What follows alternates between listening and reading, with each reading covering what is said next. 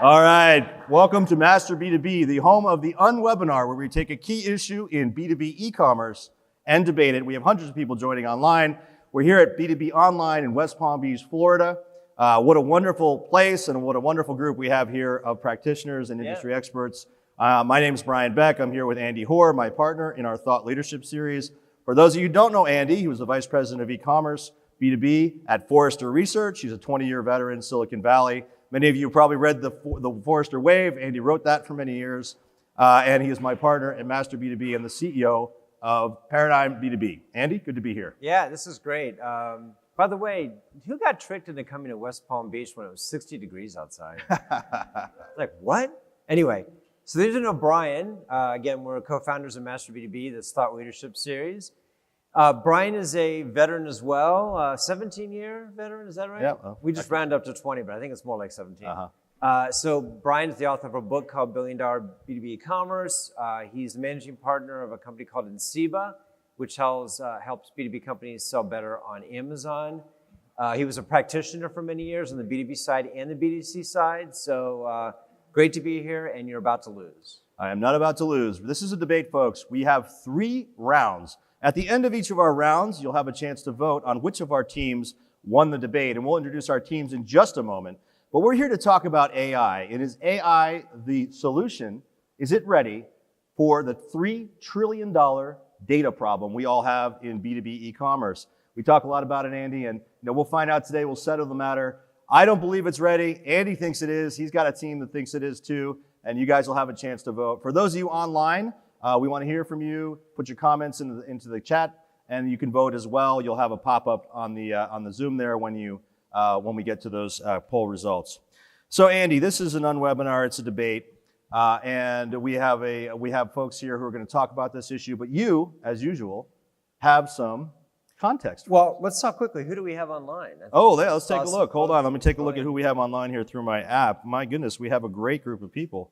Well, I see HD Supply is joining us, Ace Hardware, Nestle's here, Schneider Electric, McKesson, United Fastener, Kerbel Plastics, Zebra Technologies. We've got a great group here, Andy. Yeah, that's a great group. It is, in addition to the folks here in the audience. So, great group, but let's share some context about this issue. So you mentioned $3 trillion, and actually I think that's an understatement. Where do we get that number? Well, Harvard Business Review, actually it's going on like 6 years ago, estimated this problem at $3 trillion, which means probably higher than that now. And when I talk to companies, it seems even more pervasive than that. There's a ton of data out there about this topic. About 96% of companies don't have the proper data in place. I mean, I want to ask for a show of hands, but I'll bet everybody in this room who's a practitioner has a data problem.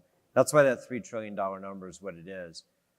It's also the case that, and this is a Harvard Business Review study from around the same time, that only 3% of companies, 3%, their data meets basic quality standards. Not exceptional, basic. Wow. It is. So next slide. So what are the consequences of this? Well, this is not just for fun. We know this is a problem, and it has real-world implications, and here are just a few. Surveys have been done about this. What makes B2B buyers go elsewhere, which is really the worry everybody has, is losing customers to an alternative channel. Well, right at the top of the mix, insufficient or inaccurate data, products that are unavailable or hard to find. If you can't find it, you can't buy it. And again, 60% of companies are saying, we will go elsewhere if you don't provide us what we need. But Andy, doesn't mean that AI is a solution. We're getting there. Yes, it does. No, it does not. So Gartner studied this as well. 40% of businesses fail to achieve their objectives due to missing, incomplete, or inaccurate data. I'm guessing this is actually inaccurate itself. I think the number is even higher than that.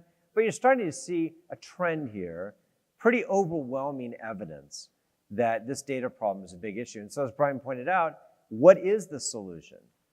Not AI. So what we've seen now is the emergence of, really it's a two-headed monster in the AI-ish space. And we've all seen these guys. It's Google versus Bard. I'm sorry, well. See, he's confused about AI, doesn't he? ChatGPT. Yeah, Google paid me. ChatGPT versus Google's Bard. Now, it's not just these two companies, but they've been the early sort of leaders in the space. And just to put this in perspective, fastest adoption of technology in human history, of ChatGPT. How many people here have used ChatGPT? There's your answer. So 2 months to get to 100 million. To put that in perspective, it took Google. We all use Google too, right? The search engine. It took them 12 months to get to 100 million several years ago. And companies like Netflix, 18 years. So clearly, people have found some value in this. But it isn't just Microsoft and Google anymore. Now Amazon is into the space. Right. So they bought a company or invested in a company called Anthropic, which has its own chatbot called Claude. Many people didn't even know about this. It just happened recently. And Amazon's not one to like talk about these things until after the fact. It'll be interesting to see what they have in mind. But again, now it's at least a three-headed monster. And the reality is it's going to be embedded in every system. Salesforce is doing this. Everybody's doing this. Commerce Tools is doing this. Everybody's going to have AI embedded. But in terms of what has reached sort of popular consciousness, clearly Google and Microsoft have kind of led the pack in that regard. So what does this mean? I'm not going to go through all these, but these are just 7 use cases that Brian and I identified from our community of practitioners, and they're quite interesting, actually. Creating product comparisons. The thing about, oh wow, everybody's taking pictures now. The thing about ChatGPT and Bard, for example, and generative AI is it's extremely effective for information that already exists in the public domain. The problem with it is that the information doesn't exist, you can have real problems, and we're going to talk about that in a second. If you could go back a slide. So, I mean, there are a ton of these different use cases, some really interesting ones. Number 6 is interesting to me, especially about Amazon Connect, analyzing actual customer conversations and identifying likely prompts in the CRM. Somebody wants to order 5 more. They're picking those things up and tracking and measuring orders based on this. So there's a bunch of really interesting things. This is evolving dynamically. I'm sure we could probably survey the audience and get another 10 or 15 really cool use cases. So there are definitely use cases out there. The question is, do they work? And when do they not work? So here's an example. One time it did work. So Mark Vasquez, who's actually been a panel of stars in the past, he's Global Technical Director at Ideal Clamp Products. He gave me a use case. He said, I took a screenshot of a table and I wanted to create an HTML page with CSS and an Excel file. He had 94% accuracy by putting this through ChatGPT, which he used optical character recognition, OCR, did it in 20 seconds, and with a quick spot check, 2 minutes.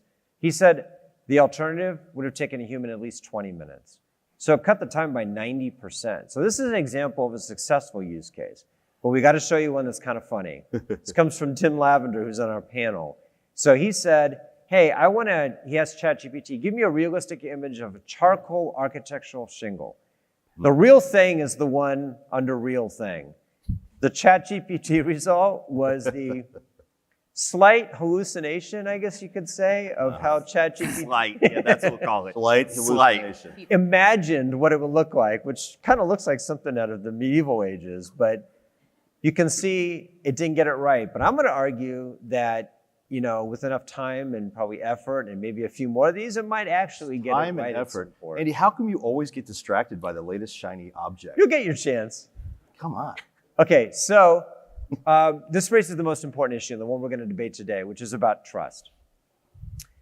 It's kind of an eye chart, but if you see the very top there, the number one barrier to people using ChatGPT is, do you trust the results? And so that's what we're going to debate. In some cases, the answer is yes. In some cases, it might be no, although I'll agree I'll disagree with Brian on that one. Mm-hmm. But it's kind of interesting. And so on that trust issue, we decided to have a little fun. So a couple weeks ago, I heard about this technology called HeyGen. Has anybody heard of this? HeyGen? Okay, good. So this will be new.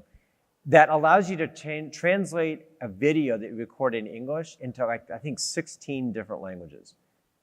No changes. Upload it in English, change it into another language. So Brian, what did you do here? Through the power of AI, I have learned to speak French. So if we could roll the tape. I always thought it'd be fun to speak to you in French, but of course I don't speak French. So I thought I'd have a little fun with this technology called Technologie de traduction de l'anglais au français.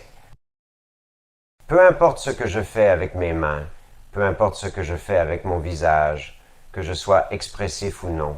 Cela remplace mes lèvres par ce que je dis, et cela ressemble littéralement et sonne comme si je parlais français.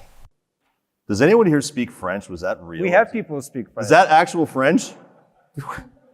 So I speak 0 words of French. Was it real? Was that actually like accurate? Wow. See, they're giving the thumbs up here. So just imagine, We got fast sandbag, forward guys. a few years. By the way, I could have translated that into Spanish, Hebrew. You could do Russian, Mandarin, Cantonese. That same video, I could have translated that into any one of those languages. So that's a bit, I thought that was pretty cool. So anyway. It still doesn't Brian? mean it's going to solve the data problem, man. Yeah, This but is all I a speak French distraction. now. Okay. I speak French Well, now. go to France then. Well, let's get this debate. All right, well, we got to get our debate going, guys. We have a great team of practitioners here who's going to go through our debate, and you all have a chance to vote on who wins this debate. And Andy, that was interesting and fun, but man, just a shiny object. Okay. Arguing for team, AI is not ready for prime time. AI is not ready for prime time. I have a crack team of 2 practitioners, 2 of your peers, who will convincingly argue that it is not ready. Our first, I have a man with GPT in his name. Tim GPT Lavender is from Beacon Building Products, an national, one of the largest building products distributors in the United States, publicly traded, North America, right? Yep. A leader in its industry. Many of you have, I'm sure, heard of Beacon Building Products. Tim runs digital there, and he has experimented with and played with AI, generative AI, and will tell you firsthand, it is not ready. Tim, welcome to be here. Yeah, thanks for being here. And it is not ready, and we're going to win. This is going to be easy. I mean, it's no contest. Yeah. Look at this guy. It was all his data, whatever. All right, our next contender is Sam, the Slasher Schwartz. Sam, you heard from yesterday here at the conference. She sells concrete via e-commerce. That is impressive. And she also has experimented with AI. She works at Jensen Precast as the VP of e-commerce, a leading precast concrete. Is that how you describe it? Yeah. That's right. Manufacturer, and welcome. And we're going to destroy these guys. Thanks. We are going to destroy There's no these chance. guys. Thank you. Excellent. Introduce your losing team. Yeah, now for the professionals. So this is the group that's going to argue that AI actually can solve the problem with data. So first up, we've got Mita Cutthroat Kratz. She loved the name. We made it up for her. So you guys all probably know Mita, but Mita is the Global Vice President of Product Management and Marketing at Lonza, which is a global manufacturer of capsules, ingredients, et cetera, for pharmaceuticals and the nutraceutical verticals. Mita, great to have you here. Thank you. Thank you. And by the way, Mita has quite a storied history in the B2B e-commerce space, and she ran analytics for Fisher Healthcare. Yeah, so don't be seduced by her innocence. Why did you pick that team, Mita? Well, we were going to take you guys down because AI is ready. It's so wrong. And I didn't have to ask her or suggest that she talk trash. It just came naturally. Well, cutthroat, right? Right. And the muscle on the team, you've seen this guy. I think you probably took a dirt bike in, didn't you? You came from the Arctic straight here, didn't you? And then he ate the bird bike. And he's got a little brown bear chained up in the parking lot outside. That's right. So Emmanuel needs his own introduction because he's been on stage all morning. But Michael the Menacer Schultz is the Vice President of Product and Customer Marketing at Commerce Tools, which is an e-commerce solution provider. Michael, you've been a panelist with us before, first live in person, but welcome to the team. Thank you. Good to be here. I just want to wish you all the best. When Sam introduced herself yesterday to me, she said she's dealing with everything under the ground. I think they're going to be dealing with themselves after the debate. Wow. Okay. I told you your concrete shoes are waiting for you. Wow. This is, we got the mafia. Heating up. Wow. Excellent. All right, Andy, I think it's time. It's time. Let's rumble. Ring the bell. All right, round one, folks. Here we go. Andy, you're going to take this one? I am. Go for it. So completeness and accuracy of today's AI solutions. That's the topic of this round. The first question is, does AI leave gaps that render it a partial solution and therefore not good enough? Brian, you wrote this question, I think. No, I didn't. So let's go to you first, Mita. Tell us Sure. why that's a bunch of crap. It is a bunch of crap. Because you know what? Anything worth having is worth iterating around. Nothing is perfect when it comes out the gate, right? Whether it's electric vehicles or data or whatever that looks like. It's never going to be perfect the first time around. Yesterday I talked about don't sacrifice speed for perfection. This is the same thing. AI is about learning. It's about iterating. It's about kind of reestablishing the norm in crowdsourcing information to get more accurate over time. So we have to come out of the gate strong. Why wait? Yeah, I mean, there's opportunity cost, right? Absolutely. Nita, doesn't your company make Hey, drugs? hey, this is not Dude, you your round. get perfect. I'm not gonna. I can help my I know. people and disparage your people. That's But you know what? I can help predict who needs what when All right, fine. and how much of it they need so that my sales team can go out and proactively sell. They Until- can go out and hunt for business. Brian prefers to guess. Okay. That's what he does. All So, right, keep going. great answer as usual. Michael, what would you say to this? I think we're ready for prime time. I mean, we're commerce tools. We're a bunch of propeller heads. We are techies. We love all the shiny new bells and whistles. And you, I guess, saw how hard it was for me to even pronounce V's and W's when I said whistles. I think we're ready for prime time here. I think it's good. Our engineers took 6 hours to redo the entire adidas.com website. We wrote a blog article about it. We took it down. We looked at the product catalog. We built a prompt list, and we were able to go in 6 hours. Like, think about what that means to your business. Whatever stage you think ChatGPT and GenAI are in, what it is capable to do now is already better than everything that's out on the market. So I think we're ready to rumble. Mm-hmm. Brian, do you just want to concede and walk off the stage? Why would I do that? My team hasn't even said a freaking word yet, man. Well, I don't want to embarrass them, but they're good. Embarrass They're good. So we'll give them a chance. Let's give them So, a chance. Tim, you're going to tell us we're all wrong. Why? Absolutely, you're all wrong. Well, I mean, first, we're talking about 40%. You just read it a second ago off the slide. 40% of data is missing. We don't have the data. The great thing about ChatGPT is it just loves to make up data. So it can take care of our data needs and just fill in the gaps with whatever crap it decides, like the shingles that we saw. So it loves to do that. It's a wonderful solution. We've tested it. We put this solution up against true data at our organization through an acquisitional model trying to say, hey, can we just match the data? No. We didn't even get 50% accuracy, and it was taking us more work to try to solve it than it was actually just doing it, just taking care of the data work. It just doesn't work. It's just not there. Yeah. Okay. Sam, you want to add to this? Yeah, I would. I think that Tim is absolutely right. There is something to be said about putting data into something that's job is to generate things, but doesn't have the skills to actually figure out if it's wrong, doesn't even have the skills to do a basic word count on some of that stuff, and it really just doesn't take into account any context whatsoever. So I agree, not ready. But it's ready for making drugs. I will point out that we're starting to see AI on top of AI, which may actually address part of that issue where AI can fix itself, which is it is simultaneously exciting, exhilarating, and scary as hell. Okay, so let's move to question 2. Now we're going to stick with you, Sam. Is the potential for inaccuracy too big of a risk? I think I know you're going to come down on this one, but why don't you just indulge us with your answer? I mean, predictably, yes, it is too big of a risk. Look, if we had a person in our lives who started finding patterns where patterns don't exist and making up a lot of things that seemed a little crazy, we might try to find that person help, right? Cindy, does that describe Andy? I'm That's not going to good. make I a have to give you judgment call credit. here, but I really think that if there's something here that makes that many mistakes and doesn't know it's making mistakes and is finding patterns and we're relying on it in that way, we are going to be the ones who make bigger mistakes. When I think about things like, if I were to ask it to generate things like installation instructions for electrical vaults that are used for powering entire cities like the city of LA, if it gets that wrong, maybe LA loses power, or maybe someone gets electrocuted, and that is not something That's not a that you big really deal. want to mess. That's not something LA. you want to mess I around mean, with. it's all the. There are plenty of people. No big deal. This is lots of other Tomorrow's people a in the new world. day, Yeah, just, right? Whatever.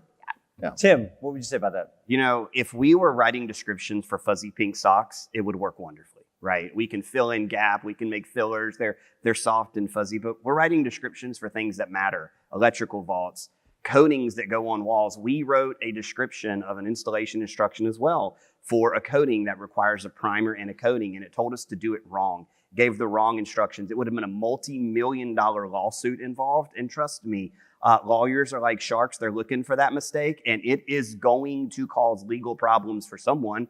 And I don't think ChatGPT is going to pick up that legal bill. There you go. All right. There's some truth to that, a little bit. But look, you can't like perfect be the enemy of better, right? And I think that's what our team is going to suggest here. So Michael, let's tell these guys that they're too risk averse. So what are your thoughts on this? I think before we go any further, we need to educate Brian's team a little, because there's a fundamental difference between AI and machine learning. Machine learning is all about the data issue that you described, because it's giving machines data to interpret, to analyze, to enrich, things of that nature. It is only a subset of AI. AI is a bigger concept of creating intelligent machines that have human-like thinking and behavior. So it's much, much bigger than that. And I think that's what we need to acknowledge. And that's where this team is a little here, and we need to help them to get to here. And so I think we're ready for prime time. I think it's about the data that we have. It's about the data that Gen AI can add and enrich and inform. And just like humans, when you don't have the data, you go out and look for the data. And I think Gen AI is perfectly capable to do so. And I'll rest my case right here. Are you the Terminator? We're slightly related. Okay. So Mina, get a final word on this one. So I just have to say, AI and ML has been around. I mean, I have automated robots in my manufacturing facility.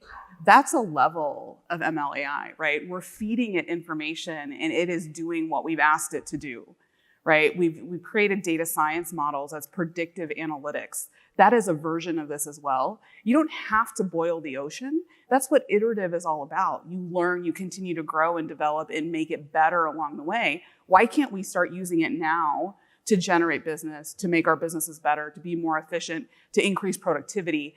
And then as we go, we will continue to improve and see better and more applications for it. At the end of the day, human intervention is still here, right?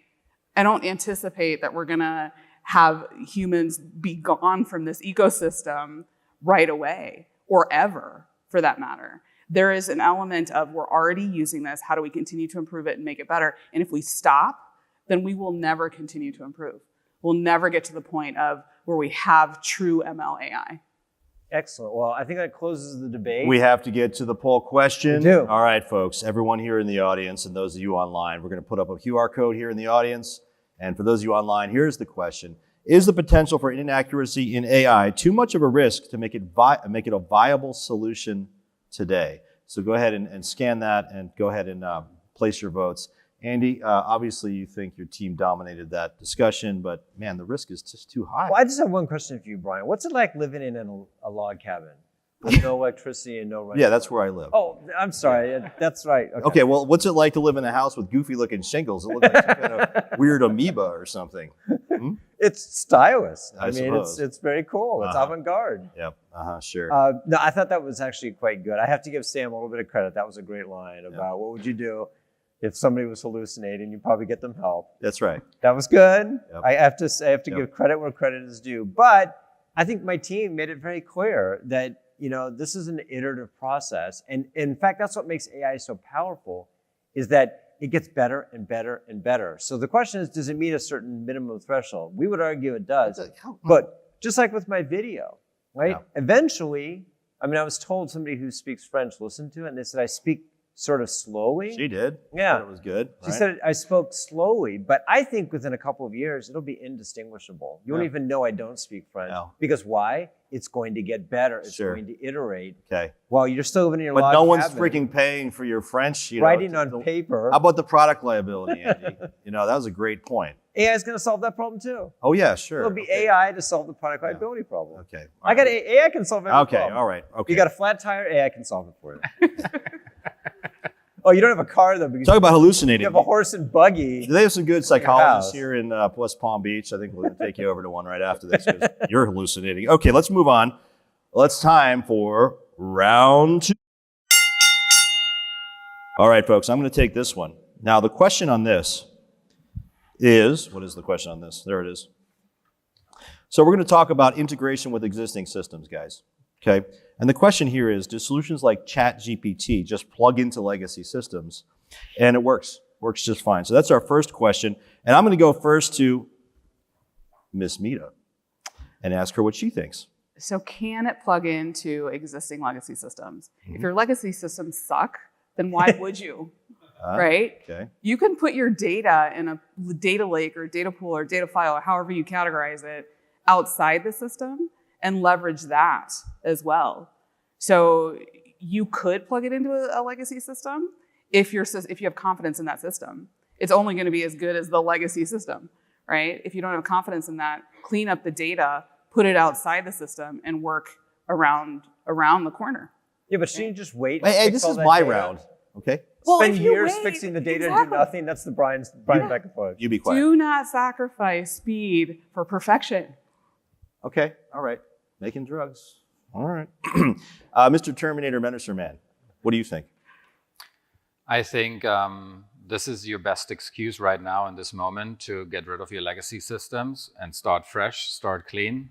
Because whatever the world of technology is throwing at you, whether it's big data in memory or whatever, you're just going to have shit data faster. And that doesn't help anyone. So you can start fresh. You can even use AI to figure out what data is clean, what's not clean, how does it need to be enriched, things of that nature. So I think this is your best use case to go to your CEO and ask for a replatform. Excellent. Okay. That wasn't self-serving at all. Okay. Thank you, Menacer. Excellent. Okay, let's go to my team. Let's go first to Tim. Tim GPT, what say you? Well, yeah, I could text the lawyers at my company and see what they would think about dealing with speed for let's not have perfect content in our scenario. I don't know about you guys, but if our content isn't perfect from an installation instruction perspective, the lawyers, like I said earlier, are going to be circling and hunting us down and ready to chomp at the bit. We have to have the right data to be able to make sure that we have the right content. We have to have it. So it is imperative that we get to the data, and that data exists in legacy systems. So how are you going to get it there? You have to connect to it. You have to make sure that you have all the data. That was the number one reason that we failed in our attempt in AI. We did not have enough data to map the products together. You got to get that data. Where does the data live? It lives in the legacy systems. That's just where it is. I didn't make the legacy systems. I probably wasn't even alive when the coding language was built for those legacy systems.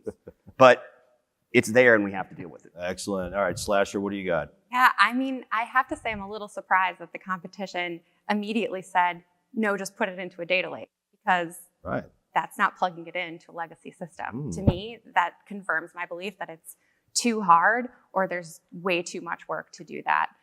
You're going to have to pull it out anyway. I mean, just get with your data team and get them to export it anyway. Yeah, it works out really well. The data team always gets me my data exactly when I need it. Excel file every day. Super easy. Yeah, the other team has big armies of lawyers too to protect from from liability, all this stuff. Yeah, I mean, yeah, I know Andy paid you guys off, so it's okay. All right, so let's go to the next. Why don't you just admit the truth? You're still using Windows 95, right? 98. Okay. 98. No, sir, I have an Apple, thank you. All right, next question, does AI even need to plug into existing systems to make it viable? Sam, let's stick with you. I mean, I'll repeat what I said. I think that if that's where your data is, and let's be honest, a lot of us still have those legacy systems. Do we want them? Not necessarily, but that is what we have, and we would need to plug in to those legacy systems, and that is a huge lift. I'm not sure that we get the reward. All right. Tim GPT, what say you, sir? And this isn't translating French and English or other languages. That's not what we're doing here. We're translating massive amounts of data that live in specific scenarios. And if we just wanted to translate that data to French, okay, maybe it was accepted. Maybe we could do that. Maybe we could take the existing data and translate it. But the problem is we've already said on your slides from the company you used to work for that 40% of the data is missing, right? So we need to fill in the data just out of hallucinations and the crazy uncle at the party who's like going nutso and talking about, I mean, we're letting them fill in our data. That's just... Hey, sometimes those crazy people are geniuses. Okay. Yep, sometimes. All right, let's... Wow. All right. I mean, that's what they do. They distract. I mean, you try to, anyway. Okay. So solutions. So we talked about AI plugging into existing systems. Let's go to the other team. Michael, Mr. Meneser, what say you? I have to say I had a little bit of goosebumps because when Sam said, to be honest, pretty much means that she wasn't honest before. Wow. And also for Tim, having GPT in his name is kind of indicative because GPT obviously stands for generative pre-trained transformer. And it just sounds a little too rehearsed. So if you look at Brian, he has like a little bell, like Pablo's dog. That's how he trains his little team over there. Is that what you think? Feeding them answers, Yeah. Say this? No. I hear it. I have super hearing. Okay. But to talk about the question at hand, I think we're going to avoid legacy systems. If there's shitty data in there and you didn't clean it for the last 20 years, you're probably not going to clean it in the next 20 years. I think you can use public data, you can benchmark it, and you can also figure out if Gen AI can help you identify new data, generate new data. And similar to the Adidas example, you can probably do it in hours and not weeks or months. Okay, Cutthroat Cats, what do you have to say?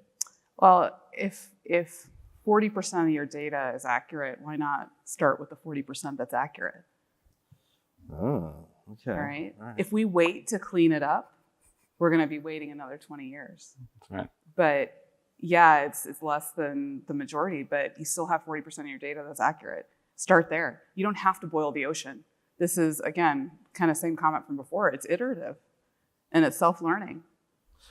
All right, we got to leave it there. We're getting to go to our poll question. Next poll question is, can you make AI integrate well enough today into existing systems to justify its use? So go ahead and in the room here, scan the QR code for your vote. Those online, please go ahead and answer the poll question. Andy, what did you think? Yeah, I get that, data exists in legacy systems, but it can't be buried or locked in these legacy systems because with regards to your team here, that's going to be a significant barrier to doing anything, right?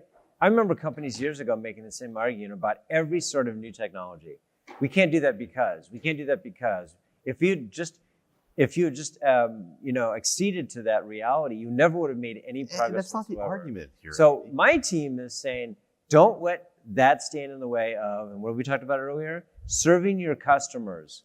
The answer can't be what's good for our data systems. The answer's got to be what's good for our customers. And if that means bypassing those systems or exporting from those systems and making that a priority, then you got to do that. Yeah, serve up some goofy looking shingles. All right. All right, cool. Yeah, I'm sure Tim's going to want to do that. Okay. Well, no, I think there are some good arguments to, I will concede to Miss Cutthroat over here, who said that, hey, we can start somewhere. I think there's some interesting points there. But I think there's a lot of risk in this, Andy. So, it's something that I think people can experiment with. But well, here's a great they need idea. to be careful. Like Mita pointed out, start with the stuff that's safer. Make that work. Don't just say, no, we're not going to do it because it's too hard. Because customers don't care about that. All right. Well, we need to move on to our next round here. This is going to be round 3.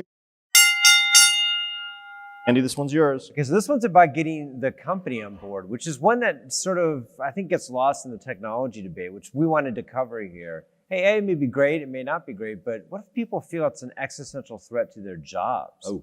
So we're going to talk about this. So the first question is AI too much of a threat to the core culture of B2B companies, which we have to admit are somewhat maybe not as sophisticated or mature as they need to be? So is AI too much of a threat to the core culture of the B2B company to alone justify its use? So let's go to Mita. Is it too dangerous to even turn this thing loose in the wild in the company or not? No, I don't think it is at all. In fact, the data issue that we're talking about here, again, 40% of it is accurate. It can be used. And I would say that start small. So I'll give you an example.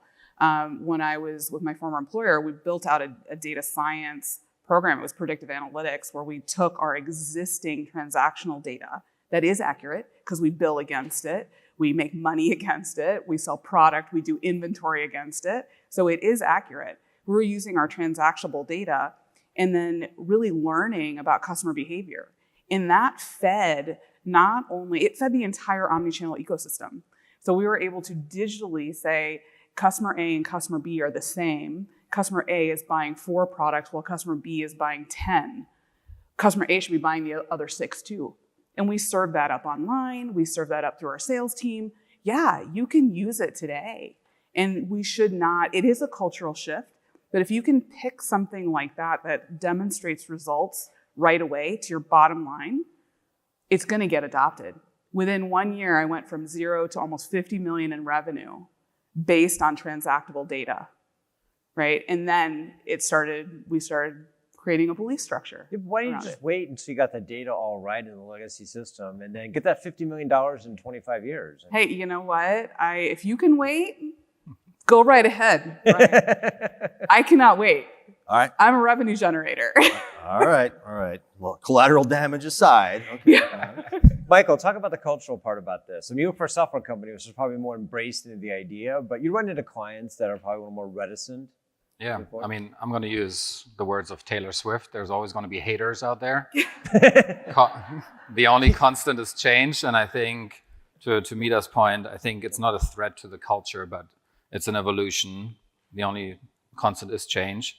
And I think it can increase your productivity. Everything is easily accessible now with the technology that we have. We're talking low code, no code, kind of like environments to really make an impact.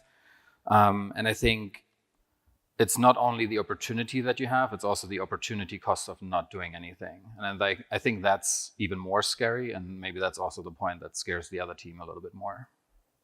Well, let's go to the other team. They've done stuff. Go ahead. Cultural change. Is your company not ready for it, or is it too risky to do? I think the challenge that I look at is that when we have our sales reps and our internal people doing this work and running behind it, there's too much work that they're now going to have to do to validate. What we're seeing is it was taking us more of a lift to validate it. So our sales reps and these people aren't just going to shake it off like Taylor Swift. They're not just going to shake it off. It's Wait, we're not getting into the Swiftie war here, are we? It's not going to cause them more. It's going to cause them more work. Look what I meant And that's to do. not going to be a positive thing when we say, hey, now go ahead behind this and clean up these hallucinations that ChatGPT threw in here. It's more work. Am I the only person who thinks it's weird that the two men on the panel are Sam, you have a comment? Yeah, I mean, when I think about cultural change, like this is also about giving people the right tools for their job. And I mean, from personal experience, from experience in other leadership roles, when I hear from my folks, I don't have the right tools, or the tools that I have are not helping me move faster because I don't trust them, that they're really, really close to leaving. Or just being really, really unengaged. And so I think that, if it's not really ready for prime time, and if it's making all these mistakes and it's only 50% helpful, 50% is way too big to rely on people to have faith, or be resilient or whatever. Like, it is our job as leaders to make sure they have tools that are helping them all the time, not 50%. Absolutely. So Sam, let's stick with you on this one. So a question we often get too is around this idea that, is AI going to become another program that needs its own set of governance, that you can't just let it loose? What are your thoughts on that? Absolutely. I mean, even the founders, OpenAI, have strong governance over what they put out in the wild. And they are not afraid to take things out of the wild if it goes wrong. So there was recently an article in the New York Times outlining there was someone who had an app out there who the purpose of this app was to identify for people who had low vision what was around them in their surroundings. And this thing started to learn how to read faces and identify faces. Now, that's very, very helpful for that audience. However, it took no consideration for actual privacy laws, biometric, like when and how you are allowed to collect biometric information. And so they had to take that back in, and it was a situation that they hadn't thought of when they released this capability. So that is an example by the founders, by the creators of this technology, of saying, like, oh man, it's a good thing we were watching because. And I think that that is something that we also need to adapt if we're going to adopt a technology like this. Is we have to be vigilant, and we have to make sure that it is doing the right stuff at the right time for the people that are using it and for the people we're using it to serve. So I am on team governance over here. I think it's extremely important. So Tim, in the interest of time, I think you mentioned already about your army of lawyers. I think you got your point in about governance. We're going to go to the other team quickly because we're going to run out of time here. So Michael, quick thought on the governance issue. I think putting governance at the moment on this is at the infancy stage. The infancy stage is still more significant than what we have right now, but putting like a blanket over that is going to sort of destroy the value of ChatGPT and all the generative AI tools. I think you don't need to solve everything at once. We talked about iteration, we talked about experimentation. So I think start small, target a specific business problem, and just get going.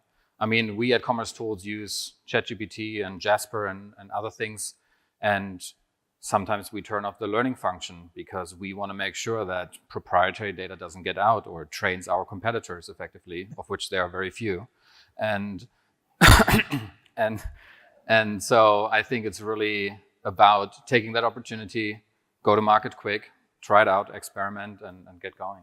So we're going to have to leave it there, unfortunately. I've got a great No, you can. example. No, no. All right, quickly. Okay. Hey, Whoa. What about an opt-in? Go ahead. I just We got think 3 about minutes, hurry up. being in healthcare. I just think about an opt-in. You've got communities that are so underserved. Think about third world populations where you don't have the data around pregnant women or prenatal care, where you can opt in and get this information collectively and start creating this body of knowledge that actually helps the human condition. All right. We got to leave it there. Tim, do you want to say Go ahead. I got just a second. 15 I got seconds. a Go. brand new job role that I'm going to hire soon. It is my person that's going to go into ChatGPT and try to pull every piece of private data from our competitors off of their ChatGPT and what they accidentally don't switch the switch from to hide the data. All right, leave it there. We got to go to the poll. We got 3 minutes left, folks. Let's pull that up, Robert. Will B2B workers welcome AI or see it as a serious threat to their job? According to Tim, he's going to put everybody else out of business. So maybe you can hire some people. So Andy, what did you think of that debate? That was great. I mean, I think both sides made compelling arguments. I stick to my position that I think on net, AI is a thing to move forward with. I can agree that now that the debate's over with, that you probably need to have some governance. But I do think, to Sam's point, I would be a little bit worried about being seduced by the makers of the AI technology telling you that we believe in regulation and governance, because a lot of that is a CYA. So if something goes wrong, they can blame somebody else. Well, we told you about it. Yep. You know about that well, right? No.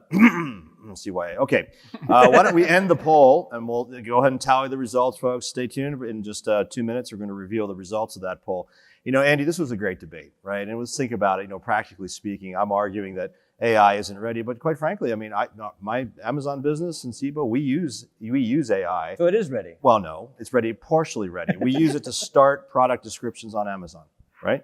To give us ideas, to get us started. We'll use prompts to get, hey, you said it yourself, if the data exists in the market somewhere, it's very good at going out and finding that information, compiling it, summarizing it, and giving us a starting point, in the case of Amazon product listings, to start the listing. Now, there's a whole layer of human interpretation and merchandising and marketing that goes on beyond that. But it gets us, about 40%, 45% of the way there on the description, then we finish it out. So it can help accelerate. That's where I think it's ready today. It can help accelerate some things, chatbots, making those more intelligent, things like that, sort of customer service applications. But is it fully ready? No, it's not. You can't. You'll get something like what Tim showed us in the shingles. No way.